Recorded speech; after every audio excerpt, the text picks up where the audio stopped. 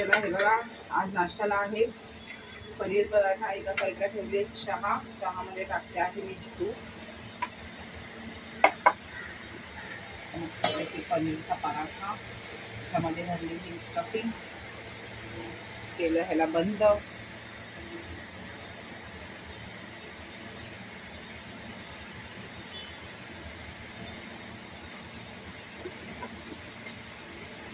गिरणी घेऊया आपण मस्तपैकी, 2 मिनिटाचं काम आहे हे, मस्त पनीर पराठा,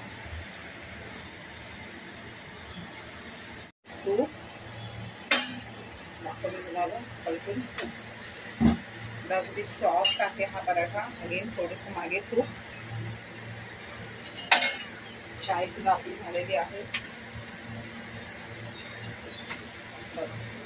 दाखव समोर बघा, पनीर पराठे माझे झालेले होते, चपात्याचे 2-3 चपात्याचं पीठ उरलेलं, मी चपात्या बनवून टाकल्या त्याच्यात, कारण की पनीर पराठे 5च झाले,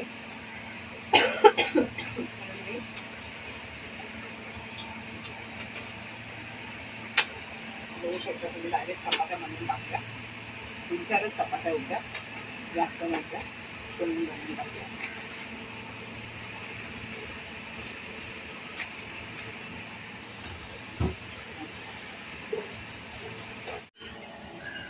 हे जे तूप आपण काल घरी काढलेलं ते तूप त्याच्यावरती मस्तपैकी टाकलं, जास्त गॅसवर तुम्ही जरा होऊ दे, पाहू शकता तुम्ही. चला मग भेटूया खायला.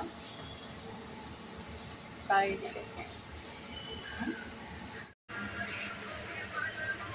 बघा, एका गॅसवरती मी भात ठेवला आता बनवायला आणि एका गॅसवरती डाळ टाकते. ही बघा डाळ भिजत घातली आहे मी, बघू शकता तुम्ही. डाळ अशी फटाफट आता डाळ भात बनवून टाकते. भांडे मोरीमध्ये घासायला टाकलेत, आता भांडे मोरीमध्ये ठेवलेत बघा मी, आता भांडे घासून काढीन. या सगळे जेवायला, जेवणामध्ये आहे आज डाळ भात आणि वांग्या बटाट्याची जी काल भाजी उरलेली ती आणि शेजवान चटणी. सोमा पहिला बाईट, आता मी सुद्धा खाते.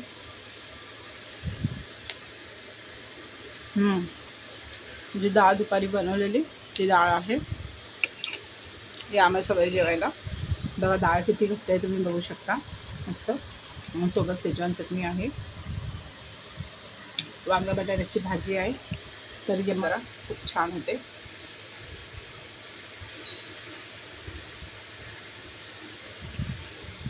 भेटूया नंतर आपण नंतरच्या ब्लॉगमध्ये. चला बाय बाय.